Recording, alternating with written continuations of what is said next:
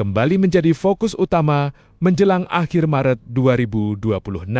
Seiring dimulainya penyaluran bansos reguler dan tambahan bantuan pangan kepada jutaan keluarga penerima manfaat KPM di seluruh Indonesia, penyaluran ini dijadwalkan berlangsung mulai akhir Maret 2026 dengan cakupan yang luas baik untuk penerima lama maupun penerima baru yang telah masuk dalam pembaruan data terbaru. 1. Pencairan bansos reguler PKH dan BPNT Gelombang 2, penyaluran bantuan sosial reguler berupa program Keluarga Harapan PKH dan bantuan pangan non-tunai BPNT memasuki gelombang kedua yang dimulai pada 30 Maret 2026.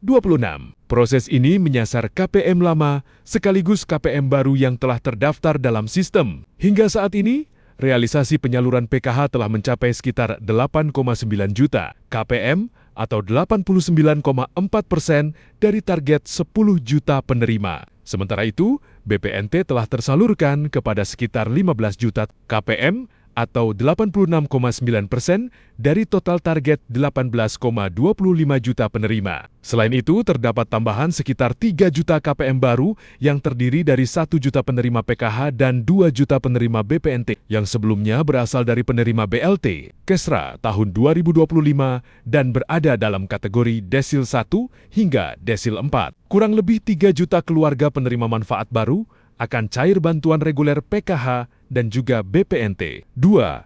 Perubahan data penerima berdasarkan desil penyaluran bansos tahun 2026 mengacu pada sistem desil yang membagi tingkat kesejahteraan masyarakat. Bantuan hanya diberikan kepada kelompok masyarakat yang berada pada desil 1 hingga desil 4. KPM yang sebelumnya menerima bantuan, namun kini datanya telah meningkat ke desil 5 hingga desil 10.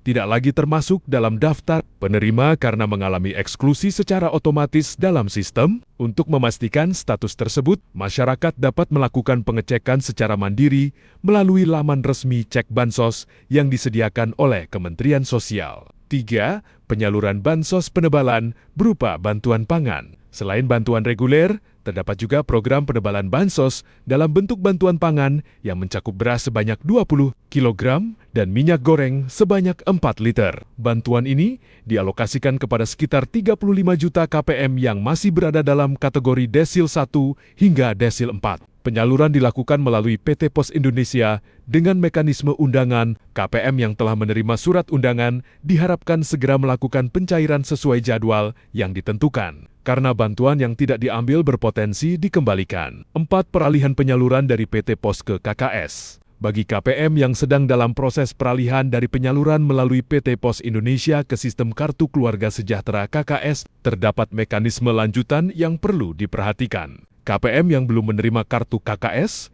namun statusnya dalam sistem sudah menunjukkan berhasil cek rekening, akan mendapatkan undangan untuk proses pencetakan kartu di bank penyalur. Setelah kartu diterima, bantuan dapat dicairkan melalui mekanisme perbankan sesuai ketentuan yang berlaku. 5. Imbauan terkait proses pencairan. KPM yang belum menerima bantuan meskipun masih berada pada kategori Desil 1 hingga Desil 4 disarankan untuk melakukan konfirmasi kepada pendamping sosial di wilayah masing-masing guna memastikan status penyaluran, termasuk pengecekan proses Standing Instruction C atau transfer bantuan. Selain itu, saat melakukan pencairan melalui PT Pos Indonesia, KPM diwajibkan membawa dokumen sesuai dengan ketentuan yang tertera dalam surat undangan agar proses berjalan lancar tanpa kendala administratif.